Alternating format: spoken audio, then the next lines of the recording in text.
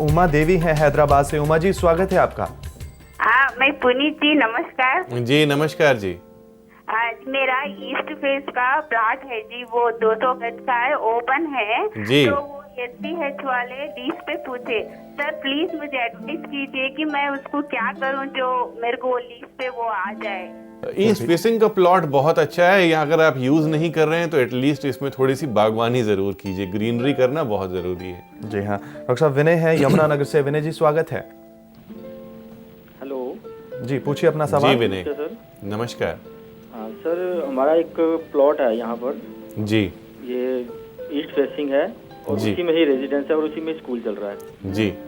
हाँ तो बट कोई प्रोग्रेस नहीं हो रही, 10 कुछ साल हो गए हैं चलाते हुए। बिजनेस आपने बताया बिल्कुल भी नहीं चल रहा है। आपके स्कूल में नॉर्थ के अंदर टॉयलेट्स का ब्लॉक हो सकता है।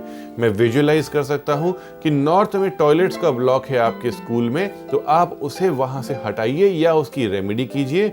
बहुत ही अच्छे रिजल्ट्स आपको मिलेंगे इससे। डॉक्टर साहब, हमने साउंड्स की बात की शोरूम जी हाँ। बुटीक्स में, अगर कलर कॉम्बिनेशंस की बात करें तो क्या कहेंगे? बिल्कुल बिल्कुल, बहुत मायने रखते हैं कलर्स हमारे बुटीक, शोरूम, पार्लर्स में। हम ब्यूटी पार्लर की बात करते हैं। ब्यूटी पार्लर में कभी भी ग्रे शेड नहीं होना चाहिए। आपको शेड्स ऐसे रखने हैं जो कि मेटेलिक शेड्स हो। स्टील रख सकते हैं आप, सिल्वर रख सकते हैं, कॉपर कलर रख सकते हैं अपने बुटीक में, और कोशिश कीजिए कि लाइट ग्रीन या ग्रीन कलर भी रखें तो बहुत अच्छा रहेगा। अब हम शोरूम्स की बात करते हैं। शोरूम्स में कौन सा कलर होना चाहिए?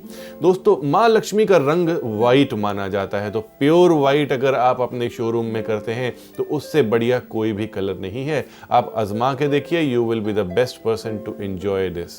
जी जी हाँ। डॉक्टर साहब, श्याम है राजस्थान से अभी लाइन पर। श्याम जी, स्वागत है आपका। हेलो डॉक्टर साहब, नमस्कार। जी नमस्कार श्याम, सवाल पूछें। सर जी, मेरे एक प्लॉट है जी। दक्षिण और पश्चिम कोने में पीपल है, उसके बाद शास्त्र कुछ दोष होगा क्या? मकान बनाना चाहता हूँ। आपने बताया कि दक्षिण पश्चिम के कोने में पीपल है और प्लॉट भी है, तो मेरा मानना यह है कि नेचर को बिल्कुल भी नहीं छेड़ना। पीपल का पेड़ भी बहुत अच्छा है और सारे पेड़ अच्छे हैं, तो वेजिटेशन को काटना बिल्कुल भी ठीक नहीं होता। पुराने ज़माने में जब भी पेड़ काटे जाते थे उसके लिए एक प्रॉपर रिचुअल किया जाता था, पूजा पाठ किया जाता था, क्योंकि पेड़ एक जीव है और उसको सेक्रीफाइस करना है आपने। तो उसका उपाय यही है कि आप एक छोटी सी पूजा रखिए। पीपल के पेड़ के मुकाबले अगर आपने उसे हटाना है तो उसके मुकाबले 100 गुना पेड़ आप पहले लगाइए, फिर उसे आप हटा सकते हैं। वो भी विधिवत तरीके से। आप किसी भी ब्राह्मण से संपर्क करें, वह आपको गाइड करेंगे।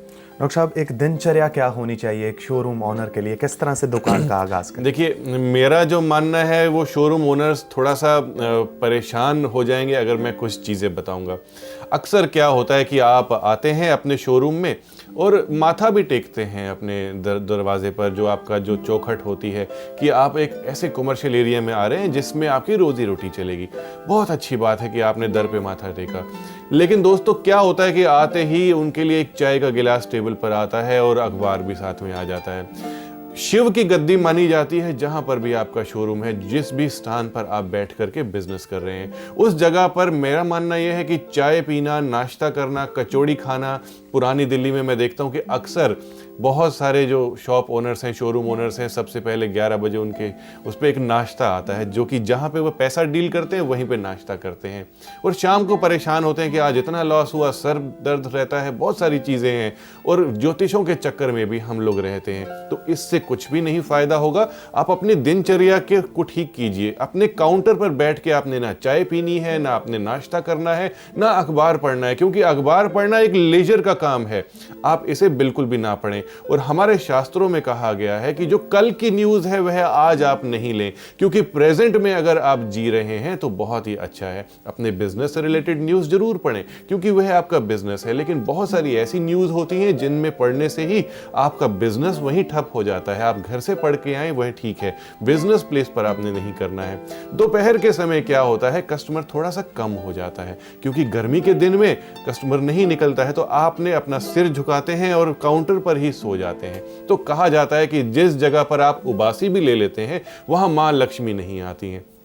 तो अगर आप उबासी भी फील कर रहे हैं, यॉर्निंग फील कर रहे हैं, तो थोड़ा सा उठिए, बाहर जाइए अपनी शॉप से, शोरूम से, वहां अपनी अंगड़ाई तोड़िए और माँ लक्ष्मी को कहिए कि आप मेरी गद्दी पर विराजमान रहें। मैं अपनी अंगड़ाई और अपनी जितनी भी थकान है वह दूर करके तुरंत वापस आपके स्थान पर आता हूँ। जी डॉक्टर साहब, कई बार दुकानदारों को हम देखते हैं कि शाम को जाते वक्त वो बैठ जाते हैं, महफिल मजलिस सजा लेते हैं, ड्रग्स का सेवन भी करते हैं। जी हाँ, वो थोड़ा कहाँ नशीले गलत पदार्थ, लेते हैं? ड्रिंक्स वगैरह, स्मोकिंग बिल्कुल गलत है। माँ लक्ष्मी कहती हैं कि जिस भी जगह पर आप मेरी गद्दी में बैठ करके लग्जरी करते हैं वहाँ पे मैं नहीं रहूँगी।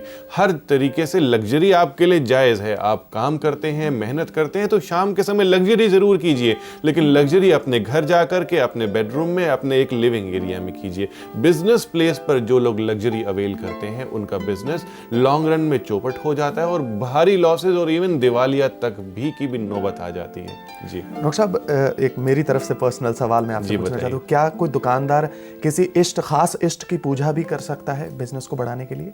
देखिए, अब इष्ट का मतलब है कि आपके ऐसे देवता जिन पे आप विश्वास करते हैं और आपकी फैमिली उसको पूजती आ रही है। लेकिन मेरा मानना यह है कि भगवान गणेश और माँ लक्ष्मी दुकान में, आपके शोरूम में विराजमान रहते हैं, क्योंकि शुरुआत भगवान गणेश से होती है और माँ लक्ष्मी प्रॉस्पेरिटी लेकर के आती हैं। तो आप कुछ ऐसे एलिमेंट्स अपने पास रखें।